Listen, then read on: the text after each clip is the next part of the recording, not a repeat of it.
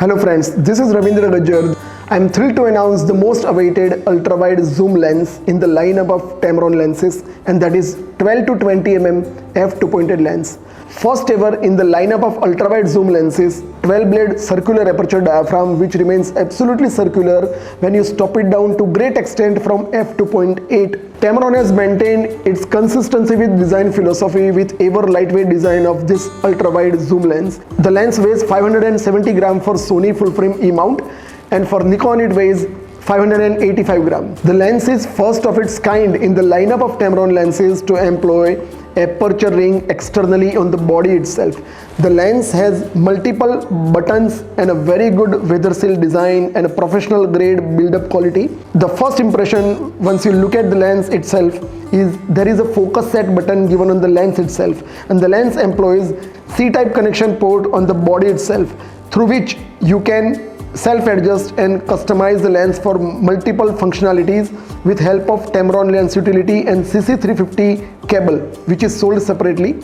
And the lens is having multiple function buttons on the body itself, like zoom lock button, manual focus lock button, autofocus manual focus button, custom function 1, 2 and 3 different positions to select from, and iris lock button, and you can select out of 2 options of click on or off for iris. So the moment you change the aperture value, the iris ring, whether it should click at certain stops and steps or not, and if you keep it on off, it will give you absolutely smooth operating of aperture ring from f2.8 to f16. The lens has body incorporated hood design, and that's why there is a dedicated rear filter holder given on back side of the lens where you can insert UV filter or neutral density filter or any sort of filter you want.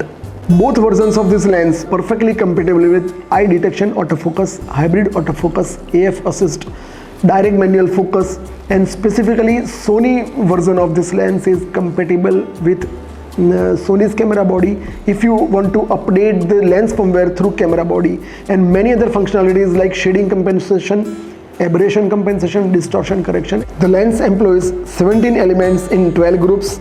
There is one extra low dispersion glass, 3 low dispersion glasses, 1 expanded glass molded spherical lens elements, and 3 glass molded spherical lens elements. The minimum object distance of this lens at 12 mm of wide end is 0.18 meter, and at 20 mm of tele end is 0.28 meter.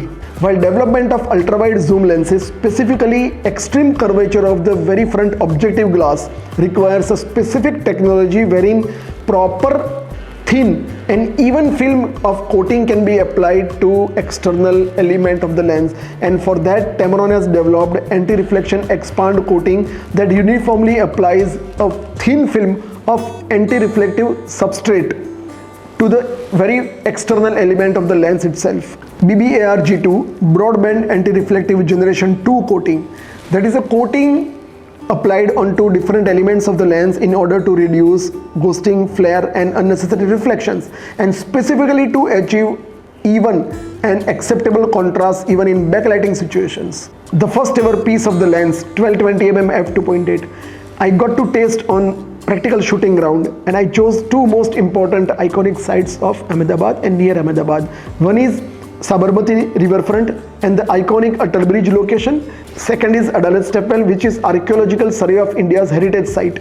And in order to test the lens from its versatility point of view of 12 mm ultra-wide focal length, I carried out the shots at 16 mm and 12 mm specifically into the Adalat Stepwell, and I wanted to test whether 12 mm gives me an edge over 16 mm or not. And you can see on the screen that 12 mm gives me a head to toe coverage of the focal length, and 16 mm does not give me that coverage. In the evening at Blue Hour around 7:30 p.m. I got opportunity to shoot at riverfront, and the photos are on the screen. On my practical shooting ground, while testing the lens and carrying out shoot, I found out that the lens is giving me a very good versatile shooting experience.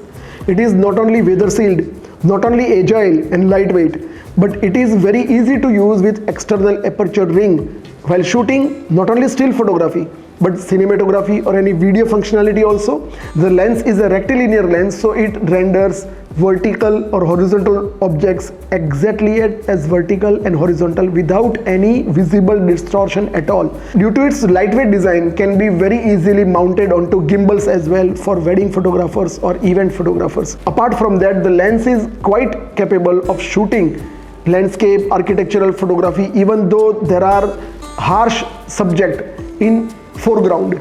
If you look at the photograph captured at Ahmedabad riverfront, Optical bridge, the distance, cityscape and those street lights, they show 12-point starburst effect, and that credit goes to 12-blade circular aperture diaphragm of this lens. So if you are an architectural photographer, you carry out interior photo shoots, you are a 360-degree virtual tour or photosphere shooter, you are a wedding photographer, you are a promising nature photographer, or any other photographer who carries out heritage structure, archaeological sites photography and like, this lens is for you. The lens gives edge-to-edge sharpness.